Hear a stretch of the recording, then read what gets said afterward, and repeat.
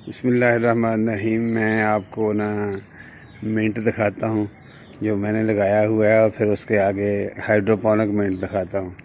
ये देखें, ये मिंट है, पुदीना है। ये एक थर्मोपोड की पैकेट है, पैकिंग है।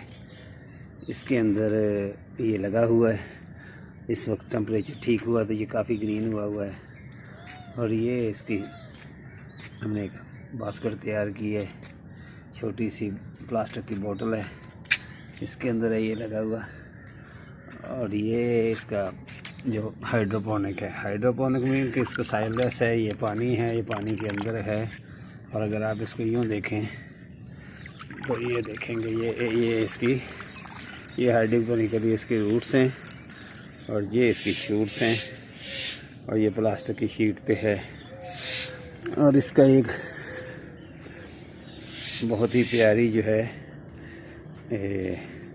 प्लास्टिक की पानी वाली बोतल है, और ये इसमें भी तैयार हो रहा है। ये बड़ी खूबसूरत बोतल बनेगी।